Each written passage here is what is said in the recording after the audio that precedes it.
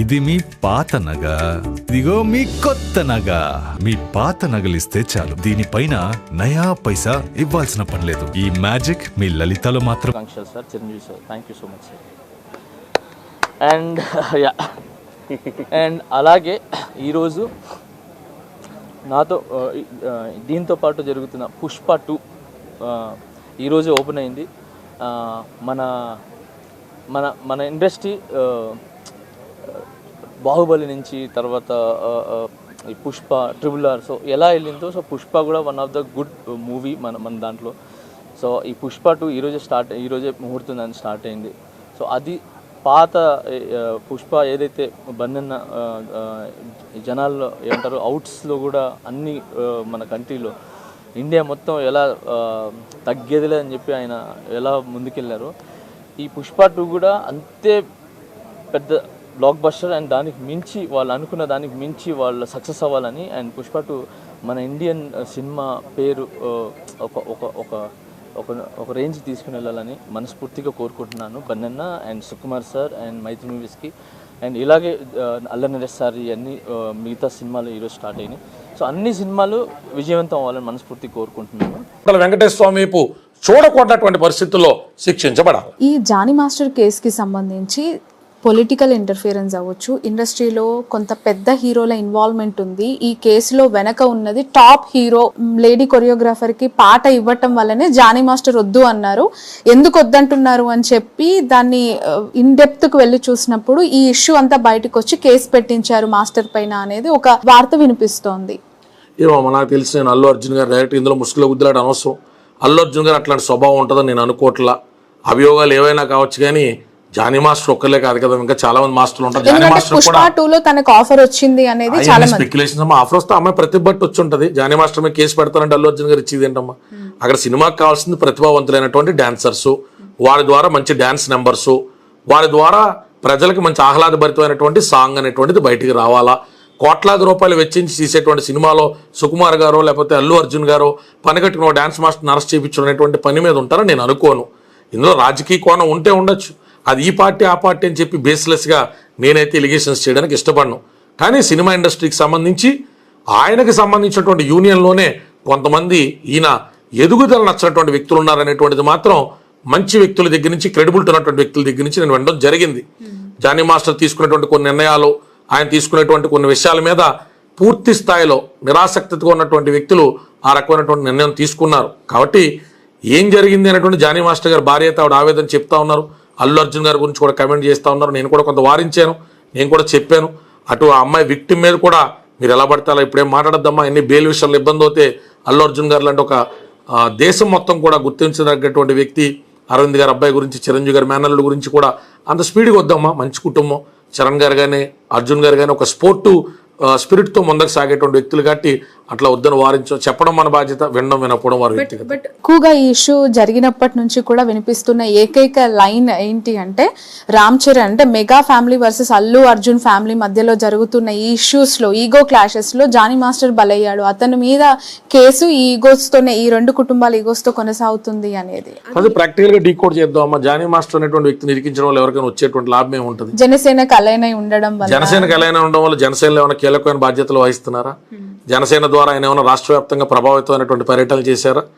ఒక భార్యతో 10 లక్షల ఓట్లు ఆయన ప్రభావితం చేసి అటు ఇటు మార్చేటువంటి స్థాయిలో ఆయన వర్క్ చేసేటువంటి స్పేస్ పోనీ ఆయనకు దొరికిందా? ఒక నెల 2 నెలల పాటు పూర్తిగా చిత్తశుద్ధితో ఆయన పార్టీ కోసం పనిచేసి ఉండొచ్చు.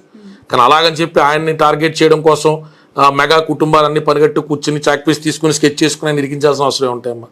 అవన్నీ ఏదో గట్టి మీద కూర్చున్నటువంటి మాటలు, అవి నిరాధారమైనటువంటి మాటలు, వాళ్ళకి నచ్చినటువంటి విధానంలో వాళ్ళు రాసుకుంటారు తప్ప దాని మీద అసలు అల్లు అర్జున్ అనేటువంటి వ్యక్తికి ఏం అవసరం ఉంటుందమ్మా? What will he get out of it? ఆ కుటుంబాలకు మధ్య రైవల్రీ ఎందుకు ఉంటుంది అని పిచ్చి మాటలు. చాలా దగ్గరగా కుటుంబాలతో ట్రావెల్ చేసినటువంటి వ్యక్తి నాకు తెలీదా? అసలు ఎప్పుడు చిరంజీవి గారు అసలు అంటే అన్ని పట్టించుకుంటారని కూడా నేను అనుకోను.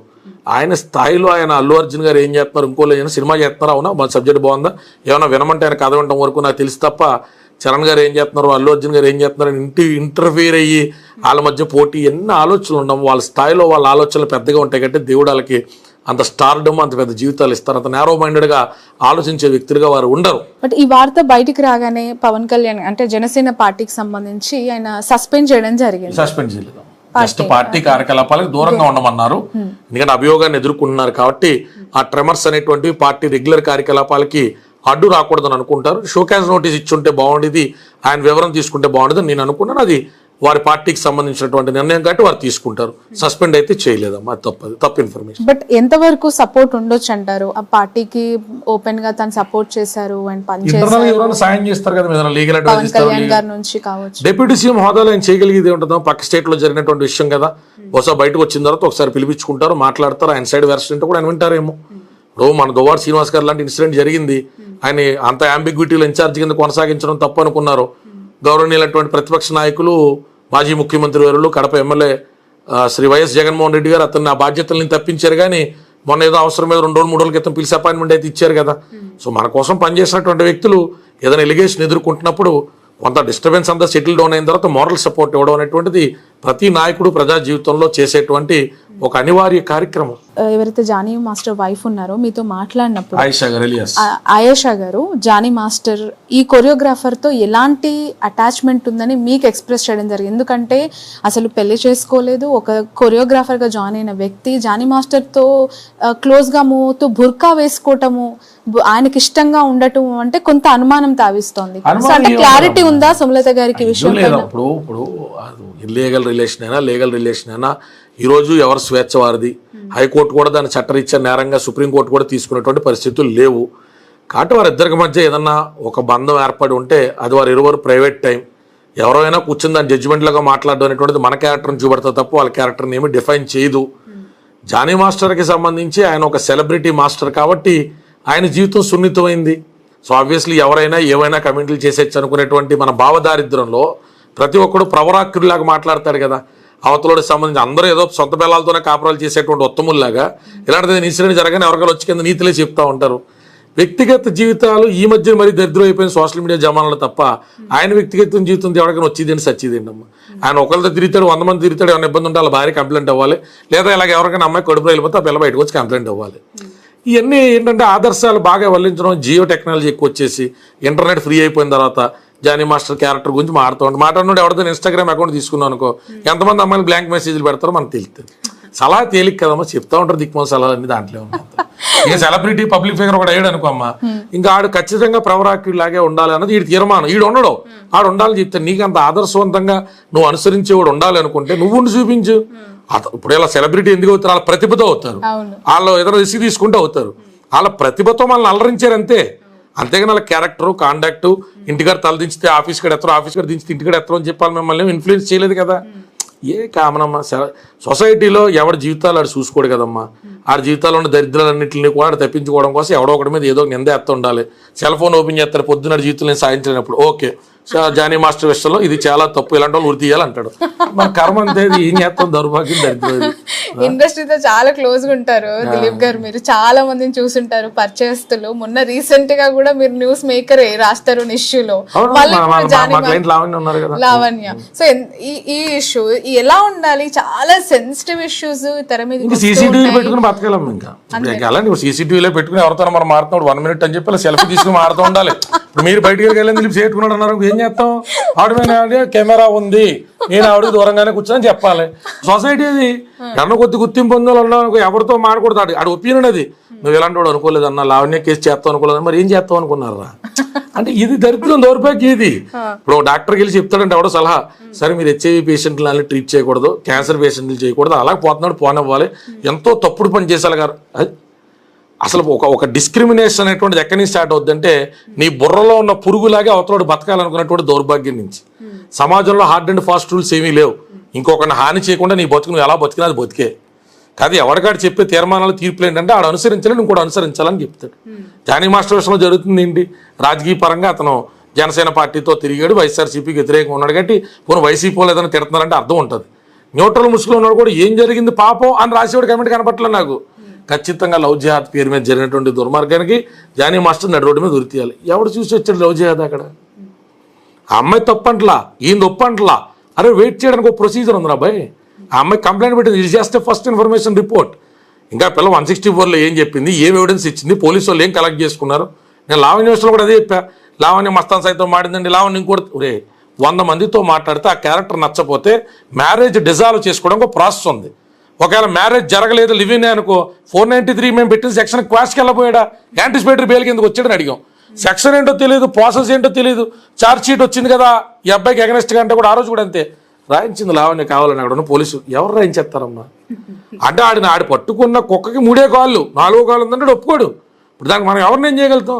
జానీ మాస్టర్ని హిందూ మతం, నేను పొద్దున్న లేస్తే శివారాధనలో ఉంటా, నా హిందూ మతం నా వ్యక్తిగతం, నా మతం ఎవరికంటే సుప్రీమసీ కాదు ఎవరికంటే తక్కువ కాదు అనుకున్నాడు, గొడవలే లేవు. సుప్రీమసీ చూపించాలనుకున్నాను అనుకో, జానీ మాస్టర్ ముస్లిం కాబట్టి ఖచ్చితంగా లవ్ జిహాద్ యాంగిల్ ఉంటుంది, నేను కూడా ప్రమోట్ చేయాలి. ఇంకా ఇవన్నీ స్పెక్యులేషన్స్ అమ్మా. ఈ మాటలు ఏవి కూడా అతని కేసుని ప్రభావం చెయ్యవు. అతని కేసు విషయంలో అతను నిర్దోషాన్ని తేల్చాల్సింది కోర్టే. కోర్టులో సబ్మిట్ చేసినటువంటి డాక్యుమెంట్స్ చూసేదాకా అతను ఆరోపించబడ్డటువంటి వ్యక్తే నిందితుడు కాదు. నిందారోపణకి నిందితత్వానికి చాలా తేడా ఉంటుంది. నక్కకి నాగలోకానికి ఉన్న తేడా ఉంటుంది. He is just an accused and till proven guilty he is innocent. అలాగా అమ్మాయికి ఏదైనా బాధ ఉంటే నిజంగా అమ్మాయికి న్యాయం జరగాలని కోరుకుంటాం. ఆ అమ్మాయి తరపున కూడా ఖచ్చితంగా ఏదైనా సాయం కోరినప్పుడు నిలబడాలనుకుంటాం. కానీ ఇవన్నీ కూడా ధర్మబద్ధంగా, న్యాయబద్ధంగా, హేతుబద్ధంగా ఉండాలని కోరుకుంటాం.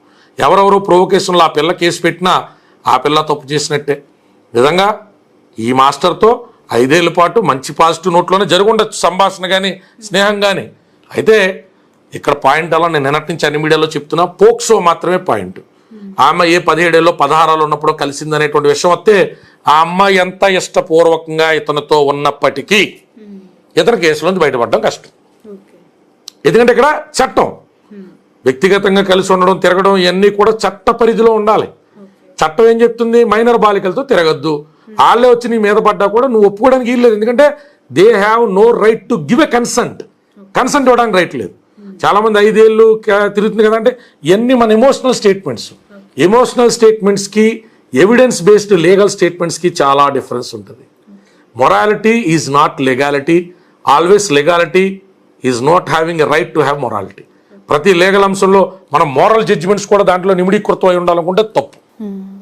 ఓకే, ఒకవేళ అది ప్రూవ్ అయితే ఎన్ని ఇయర్స్ శిక్ష ఉంటుందంటారు? ఎందుకంటే అది చాలా ఇంపార్టెంట్. పోక్సో ప్రూవ్ అయితే మాత్రం అతనికి 7 సంవత్సరాల నుంచి యావజ్జీవ శిక్ష పడినా కూడా మనం ఆశ్చర్యపోక్కర్లేదమ్మా. నా కన్సర్న్ అలా పోక్సో మీద తప్ప మిగతా సెక్షన్స్ మీద లేదు. జానీ మాస్టర్కి సంబంధించిన బంధువులు కూడా టచ్ లో ఉన్నారు. ఆ డాక్యుమెంటేషన్స్ ఇవ్వాలి. ఇది మీ పాత నగ,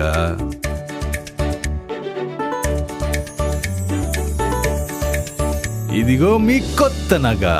పాత నగకు సమానమైన బరువుకు 5 నుంచి 11 నెలల్లో కొత్త డిజైన్ లో నగలు తీసుకోండి. మీ పాత నగలిస్తే చాలు, దీనిపైన నయా పైసా ఇవ్వాల్సిన పనిలేదు. ఈ మ్యాజిక్ మీ లలితలో మాత్రమే. లలిత అడ్వాన్స్ ప్లాన్.